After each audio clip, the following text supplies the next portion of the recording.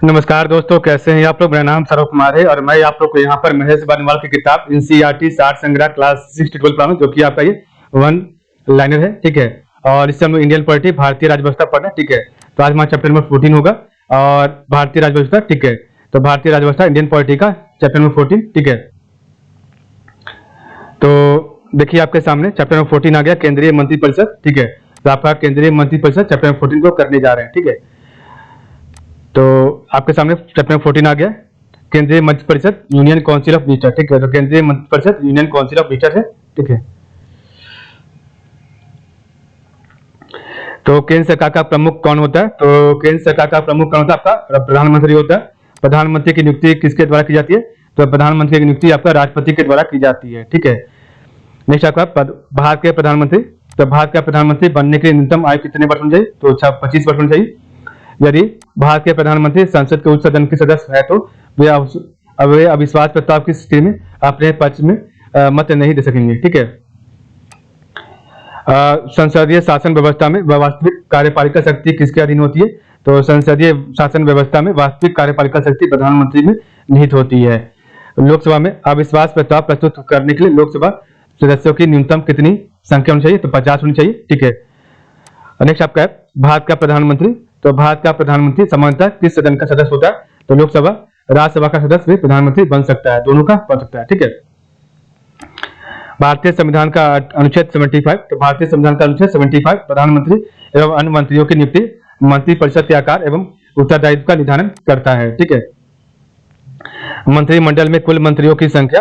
तो मंत्रिमंडल में कुल मंत्रियों की संख्या प्रधानमंत्री सहित लोकसभा के सदस्यों की कुल संख्या के 15% से अधिक नहीं होगी। यह प्रावधान किस संविधान संशोधन द्वारा किया गया? तो 51 संविधान संशोधन द्वारा किया गया 2003 में। ठीक है।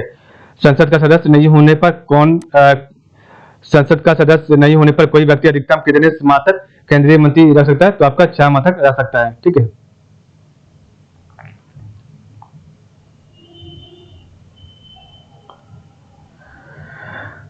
मंत्री परिषद किसके प्रति उत्तरदायी होती है? तो मंत्री परिषद किसके प्रति उत्तरदायी होती है? तो संसद के प्रति उत्तरदायी होती है। भारत के संविधान। तो भारत के संविधान के किस अनुच्छेद में यह प्रावधान किया गया है कि प्रत्येक राज्य की कार्यपालिका शक्ति इस प्रकार प्रयोग किया जाएगा जिससे संघ की कार्यपालिका शक्ति पर कोई प्रतिकूल प्रभाव न पड़े? ये आपका अनुच्छेद आर्टिकल 257 में बताया गया है। ठीक है।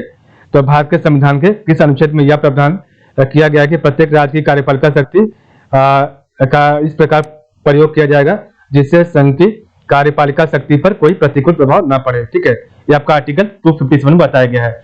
लाभ के पद। तो ऑफिस ऑफ प्रॉफिट का निर्धारण संसद एवं राज्य विधानमंडल द्वारा किया जाता है। तो लाभ का पद ऑफिस ऑफ प्रॉफिट का निर्धारण संसद एवं राज्य विधानमंडल द्वारा किया जाता है। ठीक है। भारतीय राजनीतिक व्यवस्था में। तो भारतीय राजनीतिक व्यवस्था में कार्यपालिका किसके अधीन कार्य करती है? तो अब विधायिका के अधीन कार्य करती है। ठीक है। नेहरू की कैबिनेट में पहले गृह मंत्री तथा बाद में रक्षा मंत्री कौन बने? तो आपके कैलाश नाथ काटजू बने। ठीक है। स्वतंत्र भारत के प्रथम वित्त मंत्री श्री आर के सन्मुख चेट्टी थे। ठीक है। तब स्वतंत्र भारत के प्रथम वित्त मंत्री श्री आर के सन्मुख चेट्टी थे। भारत के किस प्रधानमंत्री का विदेश में आकस्मिक निधन हुआ? तो आपका लाल बहादुर शास्त्री का हुआ। ठीक है। अपने प्रधानमंत्रित्व के काल में कौन सा नेता एक बार भी संसद में उपस्थित नहीं हुआ? तो अपने प्रधानमंत्रित्व के काल में कौन सा एक बार भी संसद उपस्थित नहीं हुआ संसद में? तो चौधरी चरण सिंह। संविधान के किस अनुच्छेद में मंत्रिमंडल शब्द का प्रयोग किया गया? तो आपका आर्टिकल अनुच्छेद 352 के 3 में किया गया। ठीक है। तो संविधान के किस अनुच्छेद में मंत्रिमंडल शब्द का प्रयोग किया गया? तो अनुच्छेद 352 का 3 में किया गया। ठीक है। श्वेत पत्र, व्हाइट पेपर भारत से संबंधित आधिकारिक दस्तावेज है। ठीक है। संघीय मंत्रिमंडल। तो आपका संघीय मंत्रिमंडल का पुनर्गठन किसके प्रतिवेदन पर आधारित है? तो आपका संघीय मंत्रिमंडल का पुनर्गठन आपका गोपाल स्वामी आयंगर के प्रतिवेदन पर आधारित था। ठीक है।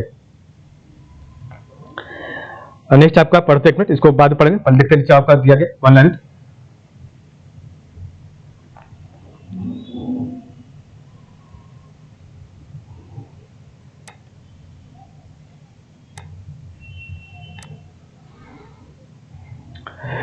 यहाँ पर आपका दिया मंत्री परिषद तथा मंत्रिमंडल में अंतर क्या? तो मंत्री परिषद तथा मंत्रिमंडल में।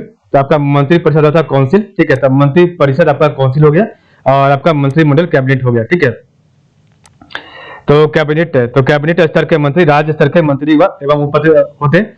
तो आपका कैबिनेट स्तर के मंत्री राज्य स्तर के मंत्री एवं उप मंत्री होते हैं।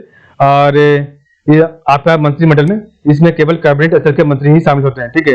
तो आपका मंत्रिमंडल में इसमें केवल कैबिनेट स्तर के मंत्री ही शामिल होते हैं, ठीक है। और मंत्रिपरिषद यह एक संवैधानिक निकाय है और जिसका गठन संविधान के अनुच्छेद 75 व 74 में किया गया है, ठीक है। और आपका मंत्रिमंडल तो कैबिनेट 44वें संविधान संशोधन 1978 द्वारा अनुच्छेद 352 में मंत्रिमंडल शब्द जोड़ा गया, जो संविधान के मूल पाठ में नहीं था, ठीक है। मंत्रिपरिषद काउंसिल सैद्धांतिक रूप से मंत्रिपरिषद को संघ की समस्त कार्यपालिका शक्ति प्राप्त है, परंतु मंत्रिमंडल द्वारा इसके कार्यों का निर्धारण किया जाता है, ठीक है। मंत्रिमंडल कैबिनेट तो वैवाहिक रूप में मंत्रिमंडल सदा मंत्रिपरिषद की शक्तियों का प्रयोग करता है और मंत्रियों के कार्यों का निर्धारण करता है। मंत्रिपरिषद तो आपका जो है मंत्रिमंडल द्वारा बनाए गए नीतिगत निर्णयों का क्रियान्वयन मंत्रिपरिषद द्वारा किया जाता है। तो मंत्रिमंडल आपका कैबिनेट के द्वारा नीतिगत निर्णयों का क्रियान्वयन जो है मंत्रिपरिषद द्वारा किया जाता है, ठीक है। और आपका इसमें क्या है तो नीतिगत निर्णयों को क्रियान्वित करने के लिए यह मंत्रिपरिषद को निर्देश देता है तथा निर्णयों के क्रियान्वयन की निगरानी भी करता है आपका मंत्रिमंडल कैबिनेट, ठीक है। काउंसिल तो मंत्रिपरिषद काउंसिल ऑफ मिनिस्टर सामूहिक रूप से लोकसभा के प्रति उत्तरदायी रिस्पॉन्सिबल होता है, ठीक है। तो मंत्रिपरिषद काउंसिल ऑफ मिनिस्टर सामूहिक रूप से लोकसभा के प्रति उत्तरदायी होता है, ठीक है। तो इस प्रकार में देखा आपका चैप्टर नंबर जो है 14 था, 14 हमने देखा था। कल हमारा चैप्टर नंबर 15 होगा, जो कि आपका है महान्यायवादी तथा नियंत्रक एवं महालेखा परीक्षक को हम लोग कल देखेंगे, जो कि आपका अटॉर्नी जनरल एवं कंप्ट्रोलर एंड ऑडिटर जनरल का चैप्टर देखेंगे, ठीक है। तो आज के लिए बस आप लोग का बहुत बहुत धन्यवाद।